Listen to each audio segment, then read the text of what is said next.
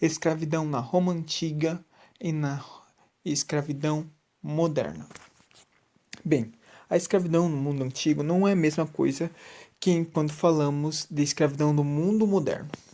No mundo moderno, a escravidão é a instituição social que coloca um homem ou um grupo abaixo do outro e rebaixando os homens como simples coisas sobre propriedade de um outro homem, o senhorio.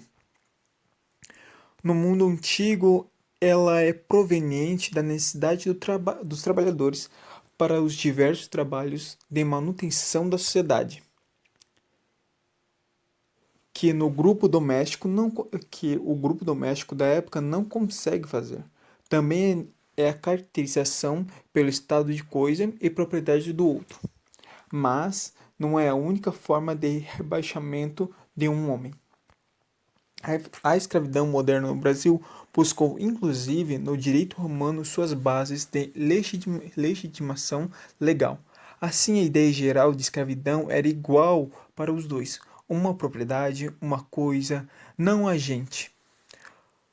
O escravo não decide por si. O senhor é dono do seu trabalho, da sua mão de obra, mas também de seu corpo e de tudo que enquanto homem for ele. Ou seja, ele controlava o homem, o escravo.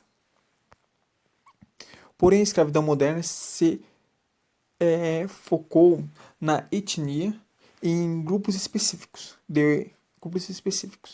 se tentando provar cientificamente que seres piores que outros. Ou seja, eles buscaram uma hierarquia, provar que aqueles seres estavam sendo escravizados porque tinham algum defeito, uma falha na genética.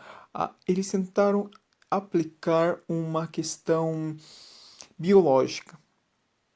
E também eles relacionaram a questão da inferioridade na questão da cor e na estrutura corporal, ou seja, homens altos e fortes e feios, né? Caras feias, eles eram para trabalhos manuais. Já na escravidão romana antiga, não. Elas apenas eram voltadas especificamente para os estrangeiros, como nórdicos, italianos de grupos diferentes, ou negros comercializados da Ásia e da África, vindos da Núbia. Uma coisa interessante de se destacar é a questão dos nórdicos. Eles eram considerados louros dos olhos azuis. E vem daí que a palavra escravo surge, porque louros de olhos azuis eram chamados de eslavos. E por isso vem a questão do som escravos. A palavra escravos vem de eslavos por conta dos olhos azuis dos nórdicos. Escravidão romana. Aquelas épocas, a escravidão era diferente da escravidão que a gente conhece moderna, que acabou de ser explicado pelo nosso amigo Gabriel Secatti. A escravidão ela era pessoal e não racial, ou seja, os romanos não conquistavam escravos focando em um único povo ou raça. Eram a partir de negociações, processos de guerra, dívidas internas ou nascer de um filho que já era escravo. O processo de guerra era quando o Império de Roma conquistava um certo território ou quando alguém atacava o território do Império de Roma. E também quando confrontavam algum inimigo em qualquer guerra que seja. E a partir disso, os perdedores dessa batalha começariam sua nova jornada, trabalhando de escravo para o Império de Roma em troca de suas vidas. As dívidas internas. Temos uma pessoa que deve e não pode pagar o determinado valor para quem está devendo. A partir disso, pagará com seu próprio trabalho, se tornando escravo de quem ela deve, ou seja, trabalhará em função do dinheiro que deve para conseguir sua euforia. Nascer de um filho escravo. Bem, aquela famosa frase, filho de escravo, escravinho é. Se você já nasceu filho de um escravo, sua vida já está determinada a servir. E vale ressaltar que os escravos não serviam só nos campos, mas também como gladiadores, professores e até mesmo para relações sexuais, de maneira geral, para qualquer desejo de seu dono. E estima-se que, em Roma, 30% de seu povo era escravo. Na Roma Antiga, os escravos eram conquistados em guerras ou se tornavam escravos, pois não conseguiam pagar as suas dívidas. Os romanos não conquistavam escravos focando em um único povo, faziam negociações, processos de guerra ou dívidas internas. Quando uma pessoa se tornava escravo de alguém, ela passava a exercer diversas funções para o seu patrão. Assim, passavam a atuar não só na agricultura, como também nas manufaturas e na vida administrativa. Atuavam também como gladiadores e como professores. Realizavam diversas tarefas para seus patrões.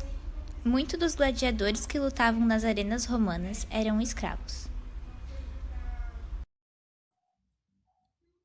Em Roma, era comum que os escravos urbanos fossem alforriados, e seus filhos eram considerados livres. Os alforriados eram os escravos que foram libertados, pois alforria significa fim da vida de escravo. E os libertos adquiriam a cidadania romana. Essa libertação se dava de três formas. A primeira era o censo, que era quando o escravo era incluso junto com os outros cidadãos no momento que era feito o recenseamento, que era a contagem da população em determinado território. A segunda forma se chamava um indicta. Era um processo feito pelo magistrado romano e normalmente feito pelo pretor. E por fim, a terceira forma, que era o testamento, que se dava quando o testador explicitava em seus escritos a vontade de ver livres seus escravos após sua morte. Entre os romanos, os libertos eram tratados como parentes do seu antigo dono, inclusive, algumas vezes herdando seu nome de família. Vale ressaltar que a partir do momento que o escravo era libertado, era-lhe garantido todos os direitos romanos, exceto seguir na vida política. Essa atividade era exclusiva para quem não tinha o título de escravo. E seus filhos, por nascerem em território romano, eram considerados romanos de verdade. E assim eles tinham todos os direitos, inclusive o de seguir carreira política. Guerras Sérvio. Guerras Sérvios acontece por volta de 135 anos antes de Cristo a 132 na Sicília. A primeira guerra sérvio era a guerra que começou através das revoltas dos escravos em Enya, na ilha da Sicília. Foi liderada por Ennius, um antigo escravo que se dizia profeta. Cerca de 200.000 pessoas se juntaram à rebelião, incluindo homens e mulheres, possivelmente crianças, segundo Sicílios. Segunda Guerra Sérvia. Cônsul de Gaio Marius recrutava por sua eventual guerra contra o Cimbre. Ele pediu suporte para o rei Nicomedes III. As tropas adicionais dos aliados italianos não recebiam suprimentos devido ao fato de coletores romanos cobradores de impostos. Um escravo chamado Salvius seguiu os passos de Ennius, lutando por seus direitos, e se tornou líder da rebelião. Ele assumiu o nome de Tripon. Ele se juntou ao exército de milhares de escravos treinados e equipados, e seguiu para o oeste